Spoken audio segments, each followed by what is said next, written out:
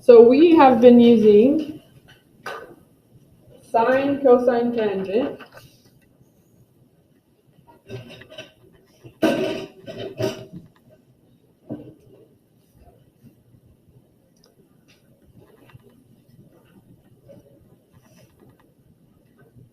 Okay.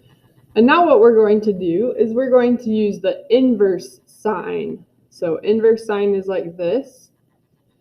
The inverse sine, the inverse cosine, and the inverse tangent. So I want to just talk a minute about what is this function doing. So I want to show you guys some functions that you're familiar with that basically we're doing similar things with: inverse sine, inverse cosine, and inverse tangent. So what if I have x squared equals 16 and I want to solve for x? What do I have to do to the x squared?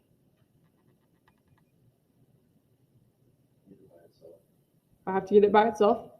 And what tool do I have? What function do I have that undoes the squared function? What's the inverse square or the opposite of square? So I'm going to draw it. You've seen it before. Good, square root. So if I square root this, then I have x is 4. Okay. So we're going to do the same thing with this. So if I have sine of x equals 4 over 5, I need to get x by itself. So I need to do the opposite of sine. I need to do the sine inverse. And if I do it on one side, I need to do that on the other side. So sine inverse.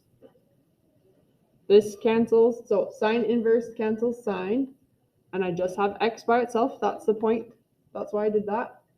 And now I do sine inverse of 4 over 5. And this is something that I can plug into my calculator and solve for x. Okay, so that's what we're doing today. Have you guys seen this before? A little bit, somewhat. Okay, so just think this is just like when I'm trying to get x by itself, I just need to do the inverse function. Or even like this, if I have 2x equals 20, this is 2 times x. I'm going to do the opposite of times, divide. I get 10. I'm just doing the opposite function. Okay, so instead of multiplying, I'm dividing. Instead of doing sine of x, I'm doing inverse sine of x. Okay. All right, so let's go ahead and look at our homework. So these first ones,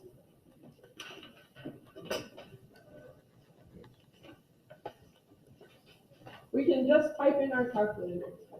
So just to practice using the sine inverse function. So we need to solve for b here. So number 1 is sine of b is 0.484. So if I do sine inverse on this side to get rid of sine, and sine inverse on this side,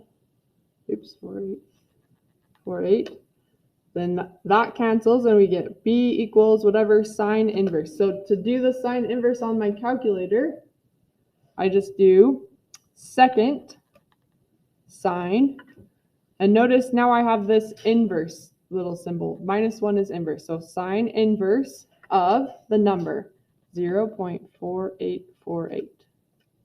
And I just plug it in. Okay. Your calculator needs to be in degrees for you to get the same number as me. Okay, let's round to, it says the nearest degree. So we'll just round to no decimal places. So I'll go to the decimal place. That's a 9. So I'm going to round up to 29. 29 degrees. We just found the angle. Okay. Let's try another one. Let's try, do you guys have any preference? Which one do you want to do? Okay, we'll just jump down to number 6. Let's do a tangent. So I have tangent of w is this number. What am I going to do to get w by itself? Inverse, good. Inverse tangent. So get rid of tangent, do opposite of tangent. Inverse tangent on this side. If I do inverse tangent on this side, I must do inverse tangent on this side. So W, that cancels. W is inverse tangent of that number. So to get the inverse, I do second, then the tangent. So now I have this tangent inverse, tangent minus 1 parenthesis, and then I plug in this number, 19.0811 parenthesis, and I'm looking for this angle W. So the angle W is 86.999. I'm going to round to the nearest angle. So this is 87 degrees. Oops, I crossed out the next one. So not too hard. All we have to do there is we're just practicing typing it in our calculator correctly. Okay, inverse sine, cosine, or tangent. Okay, questions on the first section. Okay, you guys think you can do the rest of those? Okay. All right, so this next part is we have to use what we've been doing. So we're going to use, we're just going to put it right here. We're going to use SOHCAHTOA, sine, cosine, and tangent to help us remember that the sine, let me put it over here maybe. The sine of the angle is the opposite side length over the hypotenuse side length. The cosine of the angle is the adjacent side length over the hypotenuse. And the tangent of the angle is the, oops, I did that one wrong. The tangent is opposite over the adjacent side lengths. I'll show that again. Okay, so I have this angle. What sides do I have related to this angle? Good, I have good opposite and adjacent, perfect. So what function do I need? Good, I need tangent, perfect. So tangent of this missing angle is equal to opposite 27 over adjacent 38. And now I just need to solve this. So what I need to do is I need to do this tangent inverse so that x is by itself. So tangent inverse on both sides. So tangent inverse cancels tangent. We've got our angle is tangent inverse, this is an inverse, of 27 over 38. So then we can type that in. So second tangent, 27 divided by 38, end parenthesis, gives me 35.3. So 3 is less than 5, so I'm going to round down to 35 degrees. So we just figured out this angle in this triangle.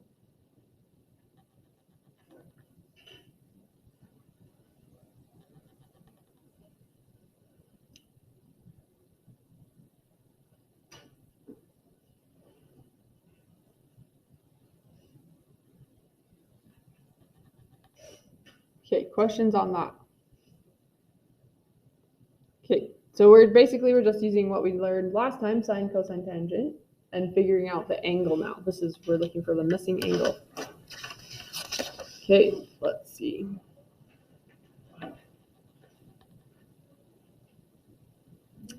So let's do one more like that. Let's try number 22. We're looking for this corner, this angle. So we have 3 sides labeled. So let's label all of our sides. So 16 would be our opposite side. 34 is our hypotenuse. And then the last side is our adjacent side. So we have all of the sides. So we can pick what function we want to use. Do you guys have a preference on which trig function you want to use?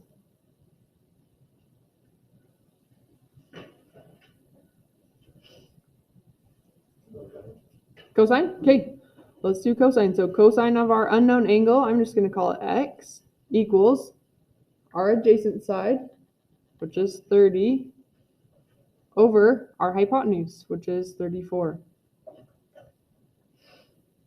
So now all we need to do is find the inverse cosine.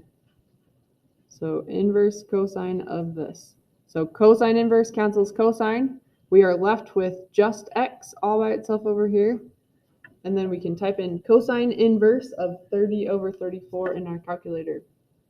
So second, cosine, so we've got cosine inverse, 30 divided by 34 parentheses. And that gives us 28. We'll round to our whole angle, 28 degrees. Okay, so sometimes if you have all the sides, you just get to pick which trig function you use. Okay.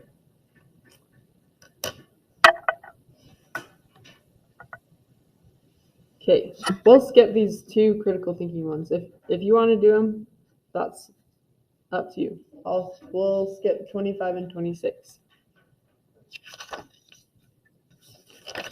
If you feel like you need some critical thinking. All right, so now this is just the same thing, it just looks a little different. We're looking for the measure of angle O. Down here is angle O.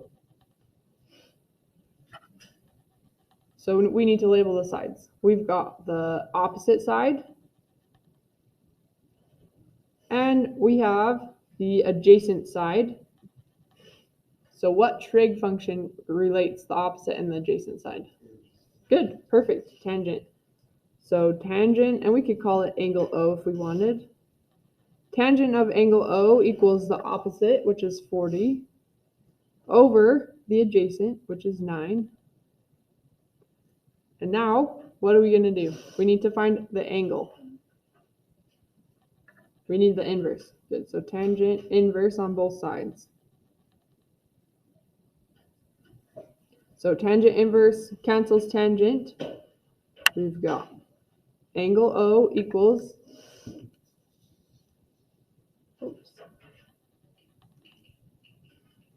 so second tangent, so now we have tangent inverse, parentheses 40, divided by 9, parentheses, equals, and then I'm going to the first decimal, it's less than 5, so we've got 77. So measure of angle O is 77 degrees.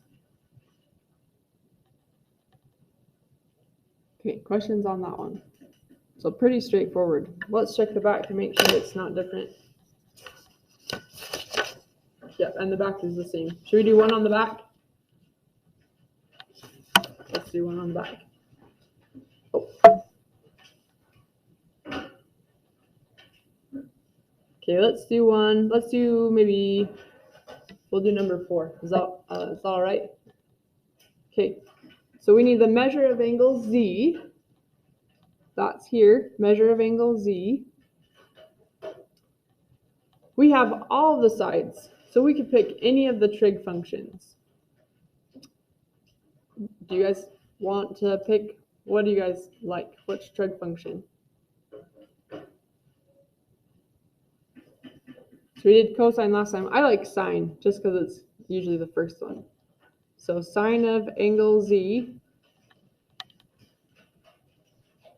So 12 is the opposite of Z. 37 is the hypotenuse. That's all I need for sine. So sine of Z is 12 over 37. I'm looking for Z, so I just need to get Z by itself. So do the sine inverse of both of these. Sine inverse cancels sine, and we're left with Z equals sine inverse of this. So I just need to type that in my calculator.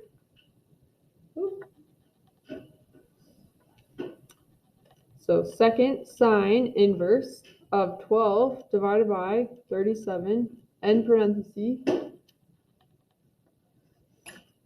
And And this is 18.9. 9 is bigger than 5. So I'm going to round this up to 19 degrees.